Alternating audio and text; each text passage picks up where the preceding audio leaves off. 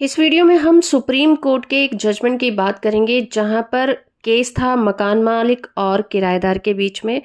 कई बार ऐसा होता है कि किराए पर हम मकान दे तो देते हैं लेकिन हमारी ज़रूरत पर किराएदार हमारा मकान खाली नहीं करता या फिर उस पर कब्जा कर लेता है। तो ऐसे में मकान मालिक को क्या करना चाहिए, उसी के ऊपर ये जजमेंट है। और ये जजमेंट हर उस जगह पर काम करेगा जहां पर मकान मालिक परेशान है कि उसका किराएदार मकान खाली नहीं कर रहा है।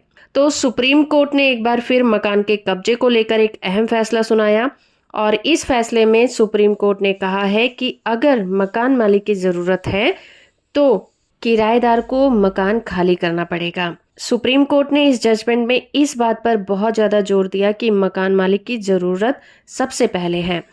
फिर चाहे ये साबित भी हो जाए कि मकान मालिक की ज़रूरत ख़त्म हो गई है, उसकी ज़रूरत को ही ऊपर रखा जाएगा, क्योंकि जो न्याय का प्रोसेस होता है वो बहुत लंबा होता है और फैसला आने में देरी होने के कारण ये नहीं कहा जा सकता कि मकान मालिक की ज़रूरत ख़त्म हो गई है। ये जो केस है इसका टाइटल है डी शशि कुमार वर्सेस सुंदर राजन केस और इस केस में किराया नियंत्रण प्राधिकरण ने किराएदार को मकान का कब्जा खाली करने को कहा था।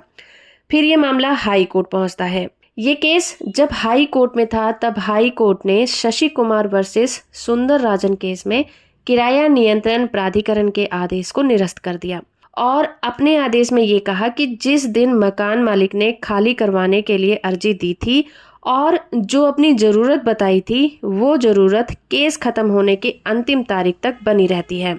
यानी कि उनका कहना ये था कि मकान मालिक की ज़रूरत केस करने के दौरान और केस करने के अंतिम चरण तक बनी रहती है।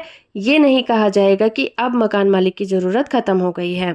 इस केस में मकान मालिक ने Tamil Nadu building lease and rent control act 1960 के सेक्शन 10 क्लॉज 3A और 14 क्लॉज 1B के तहत किराएदार से किराए की जगह खाली करवाने की अर्जी दी थी और ये कहा था कि उसे उस प्रॉपर्टी पर गारमेंट शॉप खोलनी है, इसीलिए उसे उस प्रॉपर्टी की ज़रूरत है।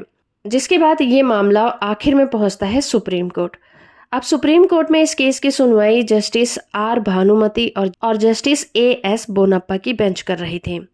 हाई कोर्ट ने फैसले का निपटान करते हुए कहा कि इस केस में अभी तक ऐसा कोई भी रिकॉर्ड नहीं है जो इस बात की ओर इशारा करता हो कि जिस जरूरत का हवाला देकर मकान मालिक ने मकान खाली करने की याचिका दायर की थी वो जरूरत अब खत्म हो गई है। कोर्ट ने कहा कि मकान मालिक ने याचिका 2004 में दाखिल की थी, जिसका निपटारा रेंट कंट्रोल एक्ट ने 2011 यानी कि पूरे 7 साल के बाद दिया था और उसके बाद हाई कोर्ट ने इस पर फैसला 2017 में सुनाया था। यानी कि हाई कोर्ट का फैसला आते आते पूरे 13 साल गुजर चुके थे।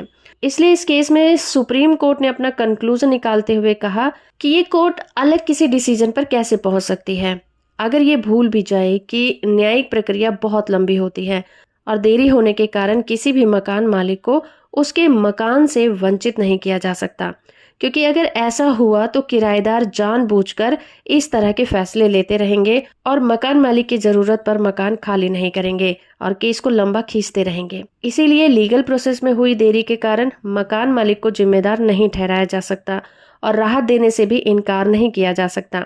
अगर याचिका पर बताई गई जरूरत आज भी कायम है और ये साबित भी हो चुका है तो न्यायिक प्रोसीजर में हुई जो भी देरी है उसका मतलब ये नहीं रह जाता कि मकान मालिक की जरूरत अब खत्म हो गई है। इसके बाद कोर्ट ने गया प्रसाद वर्सेस प्रदीप श्रीवास्तव के फैसला जो कि 2001 में आया था उस पर भरोसा जताया, क्योंकि इस केस में कहा गया था कि कानूनी प्रक्रिया में हुई देरी के कारण मकान मालिक को सजा नहीं दी जा सकती, यानी कि उसे उसके अधिकारों से वंचित नहीं किया जा सकता। इसीलिए सुप्रीम कोर्ट ने हाई कोर्ट के फैसले को निरस्त कर दिया और फैसला मकान मालिक के हक में सुनाया। तो सुप्रीम कोर्ट का ये मकान मालिक और किराएदार के ऊपर बहुत ही अहम जजमेंट है और ये आगे आने वाले सभी जजमेंट पर अप्लाई होगा। होप कि ये इन्फॉर्मेशन आपको अच्छी लगी होगी। इसी तरह की वीडियो से अपडेट रहने के लिए आप हमारे चैनल को सब्सक्राइब करिए, वीडियो को लाइक और शेयर करना बिल्कुल मत भूलिएगा।